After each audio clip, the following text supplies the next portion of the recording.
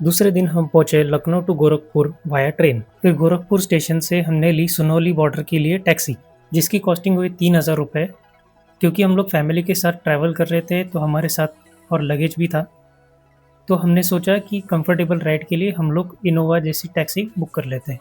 सो जैसे ही आप गोरखपुर स्टेशन से बाहर निकलोगे, आपको टैक्सी स्टैंड दिखाई देगा। Actually those are not taxis, you can see their number plates are white.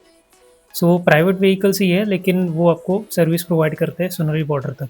अगर आपके पास समय है और आप पैसे भी बचाना चाहते हो तो you can go for government buses and private buses.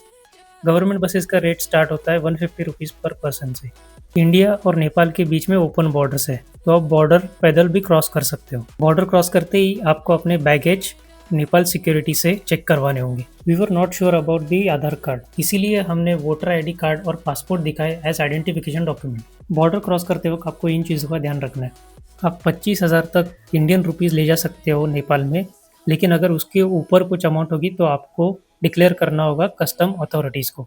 Current Indian rupees to Nepali rupees exchange rate चल रहा है 100 rupees is equal to 160 rupees.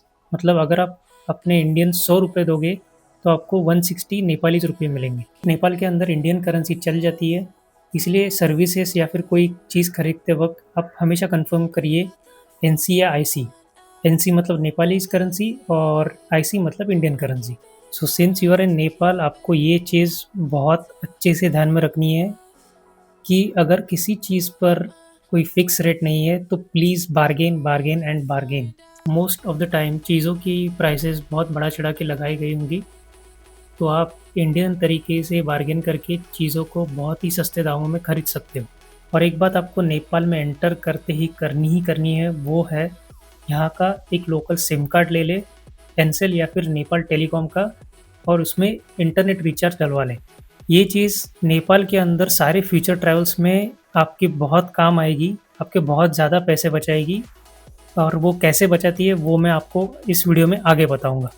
और ये यूनिक चीज़ मुझे नेपाल में एंटर होने के बाद पता चली कि वहाँ पे साल चल रहा है 2082, और ये था आखिरी महीना उस साल का। क्योंकि पूरे नेपाल में फॉलो होता है विक्रम संवत, और सिर्फ टूरिस्ट और इंटरनेशनल चीज़ों के लिए यहाँ पे ग्रेगोरियन कैलेंडर रेफ़र किया जाता है।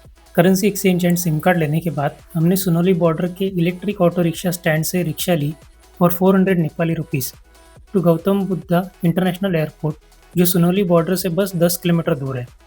हमने वहाँ से फ़्लाइट बुक की थी फॉर काठमांडू। हमने येती एयरलाइंस की फ़्लाइट बुक की थी which costed us around 3,425 Indian rupees per person.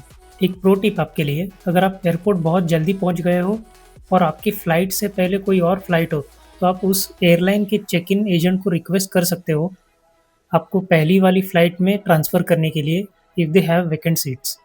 कुछ घंटे वेट करने के बाद फ़्लाइट आ गई and we all boarded. Flight में मिले हमें कुछ स्नैक्स एंड कैंडीज़। 20 से 25 मिनट फ्लाई करने के बाद हम पहुंच गए त्रिभुवन इंटरनेशनल एयरपोर्ट पे। एयरपोर्ट के बाहर आप पेड टैक्सी स्टैंड से टैक्सी बुक कर सकते हो अपने डेस्टिनेशन तक, या फिर पार्किंग एरिया में खड़े टैक्सी से आप रेट बार्गेन कर सकते हो। एक टैक्सी के हमें देने पड़े 450 नेपाली रुपीज़। टैक्सी की कॉस्ट और भी कम हो सकती थी अगर हमें इन दो ऐप्स के बारे में पता होता, इनड्राइव और पठाओ। इन ऐप्स को यूज़ करने के लिए आपके पास नेपाली सिम होना मैंडेटरी है। पर्सनली मुझे पठाओ ज़्यादा सिंपल लगा, जस्ट लाइक ओला उबर, इसलिए हमने पठाओ ज़्यादा यूज़ किया। एयरपोर्ट से 10 मिनट ड्राइव करने के बाद हम पहुँचे अपने होटल, जो थामेल एरिया में लोकेटेड है। ये एरिया थोड़ा कॉस्टली है क्योंकि यहाँ मोस्टली फॉरेनर्स स्टे करते हैं। हमारा होटल रेंट था 1,333 इंडियन रुपीज़ पर डे। अगर आप अफोर्डेबल स्टे एंड फूड चाहते हो तो सुंदरा एरिया में स्टे एंड फूड के बहुत अच्छे ऑप्शंस है। वहाँ का लैंडमार्क है धरहरा टावर।